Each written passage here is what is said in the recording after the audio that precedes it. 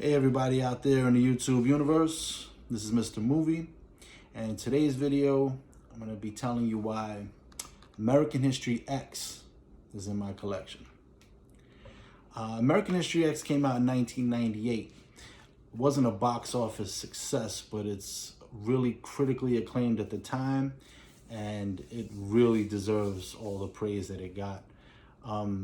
This is an important movie because it tackles a lot of really tough subjects, a lot of stuff that we're even still dealing with now. I mean, 20 years later, and these are still relevant topics. The main one being racism, white supremacy, and a lot of the things that entails. And like I said, it's hard to watch this movie sometimes because it makes you confront a lot of nasty stuff.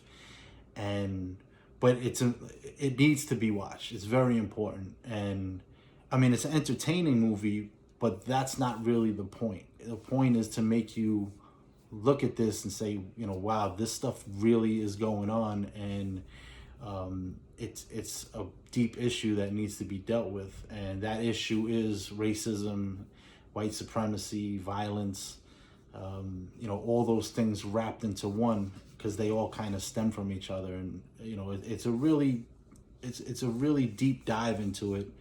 And it affects the characters in the movie, and as you watch it, it affects you. And hopefully for the better. It makes you confront this topic and make you think about it. It's directed by Tony Kaye. He's not very well known, and part of the problem was this movie. This is only his only real film of note.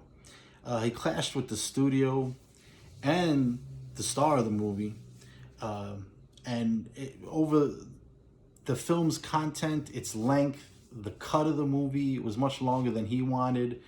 They had kind of different visions for it, even though it was his movie, but they clashed a lot about certain things about it, and making him disavow the movie. And I think that kind of led to him not becoming a big director in Hollywood, and maybe it's tough to work with. But people have their visions and they want to see it a certain way, and sometimes that clashes with, like I said, the studio, and in this case, the star of the movie. It was written by David McKenna, and it was based on his childhood in San Diego, which is deep because that means, he really went through stuff like this. He encountered it, so it makes it even more real than somebody writing a completely fictional tale. The characters are fictional, but what he saw, what happened around him, and he incorporated into the movie, and that just makes it hit that much harder. Stars Edward Norton as Derek Vineyard and Edward Furlong as Daniel Vineyard. They're brothers in the movie. Norton received an Oscar nomination for Best Actor, and he deserved to win it, if you ask me, because he's amazing in this movie. He bulked up for it, and the role is so intense, and he nailed it. I mean, you believe him, that he's really like that he really believes in this cause, and you believe it when he really turns his life around, and you see the anger, the frustration, the pain, and then you see the love and the genuine attempt at trying to change things around him for himself and for his family. He should have won an award, some award for this, if not the Oscar for Best Actor, because he really got deep into this role, and I mean, he nailed it. Because it's such a deep movie, and his character, it's intense. That's the one word I keep coming back to when I think about his portrayal of the character and the movie itself. It's just intense. Now, this is another one of those movies that it's told a lot in flashback, so it's hard to do a linear overview of the plot.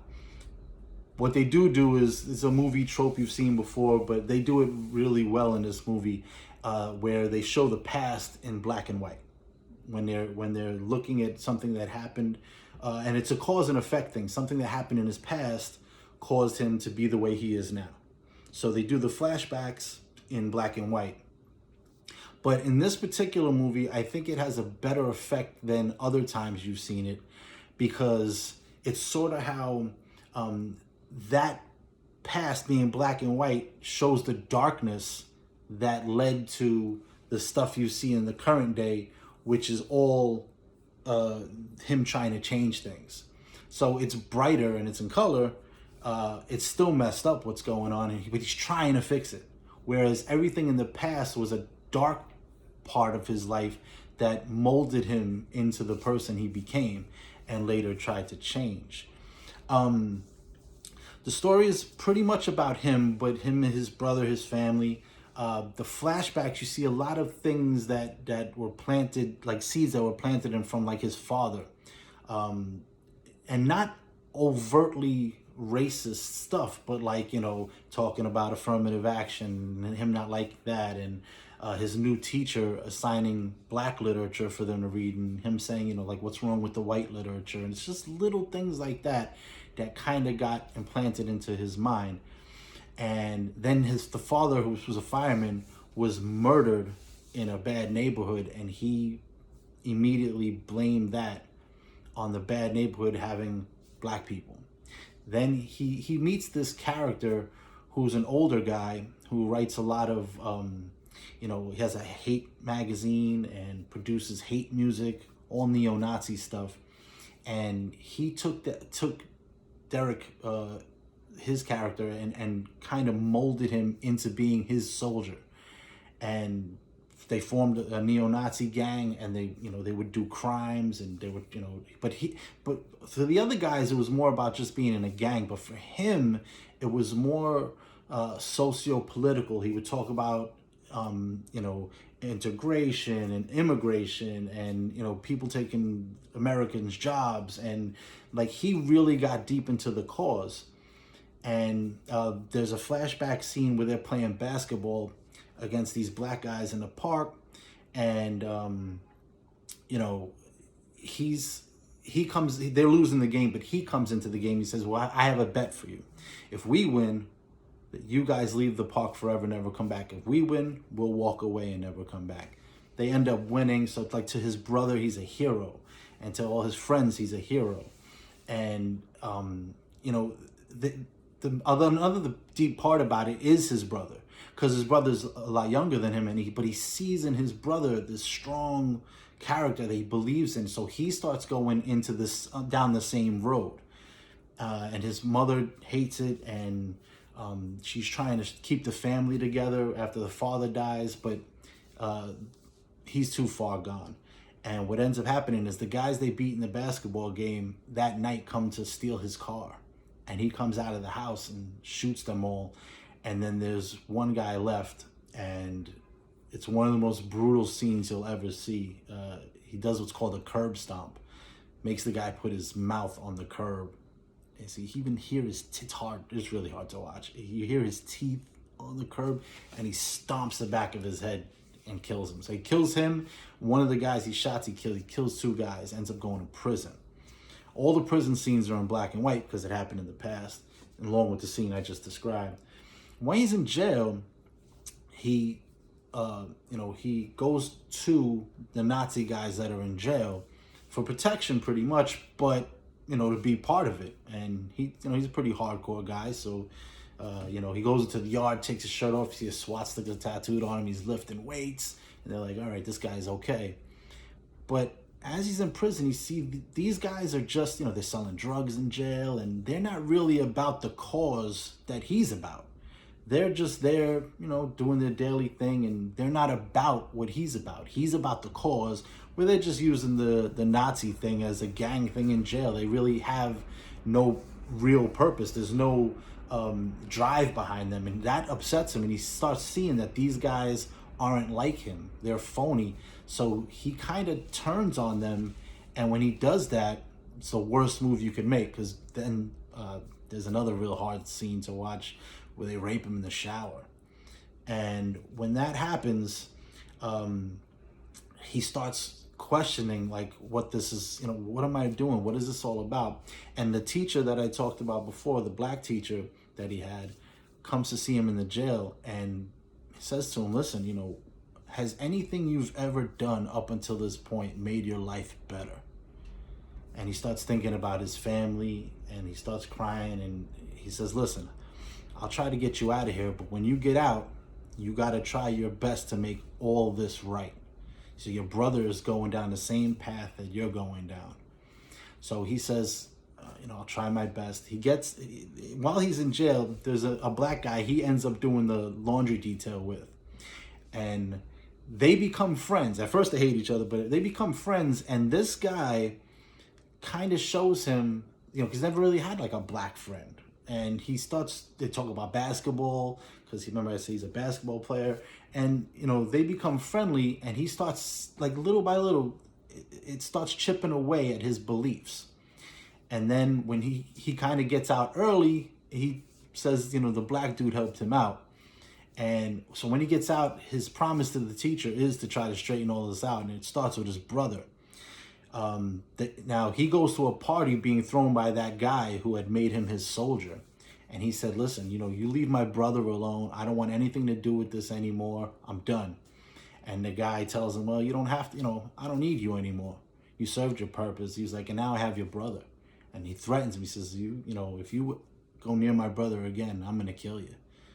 And the guy says, you can't do that to me, And they're at a party with, all the neo-Nazis there. The guy's playing music, so it's loud. And they get into it. He knocks the guy out. And he leaves. But then one of the guys finds the guy knocked out, comes out, pulls out a gun, takes the gun away from him, and he takes off. And his brother runs up on him. He's like, what's wrong with you? What happened to you? Why you change? He can't grasp why he doesn't want to be the guy he was when he went into jail. And then you have the flashback scene, and he basically tells his brother all the stuff that happened to him in jail, and that all these things that they believe in are just nonsense. It's just stupidity and ignorance. And then to be honest with you, the end of the movie, I've seen it a bunch of times, but I have trouble watching the end of the movie because it really bothers me. It's hard to watch. Like I said, a lot of this movie is hard to watch. But what ends up happening is he says, listen, we're going to turn this around. And his brother's like, okay, you know what? I'm with you. Let's turn this thing around. And he walks him to school. And earlier in the movie, there's a scene where the younger brother gets into it with a couple of black kids in his school. And the black kid comes back and shoots him in the bathroom, right in the chest, kills him. And, the older brother, the main character, he just loses it. He tried his best to make all of this stuff right. He was trying to turn everything around, but he knows that it's his fault. He got his brother killed, because if he never did any of that, his brother would still be alive. And it's heartbreaking to watch. Now, the thing is, that's another reason why the acting job is so good in this movie, because he's a neo-Nazi. You want to hate him, but you see that this stuff was planted in his head, and you see how hard he tries to turn it around and how much he loves his family. And then this goes down, and it really kills you. It's tough. But it's such a great movie and so important. And Edward Norton's performance is just out of this world. I really suggest this movie. Now, the rewatchability scale, that was a tough one for me, because I've seen it a lot of times and I show it to a lot of people because it's important. And I could watch it a lot, but like I said, it's really tough to watch. Not taking away from the movie, just how tough it is to watch. I only put it at a 70, because this movie's so intense that you can only see it once in a while, because it really affects you. And it's a positive thing that it affects you, but it's like I said, tough to watch. So that's why the rewatchability scale is lower than, some of the other movies that are, a little more lighthearted and and you can watch over and over. But I highly suggest this movie if you've never seen it, and if you haven't seen it in a long time, watch it again. It's totally a movie that people should be watching right now with all the things that are going on in this world. But all that being said, those are the reasons that it's in my collection. And thank you so much again for watching. If you want to see more movies that I review and find out why they're in my collection, subscribe, hit that notification bell, like, share with your other movie maniac friends. And this is a special one because, like I said, I think it's a really important film. Anyway, this is Mr. Movie signing off, and I'll see you again next time at the Flicks.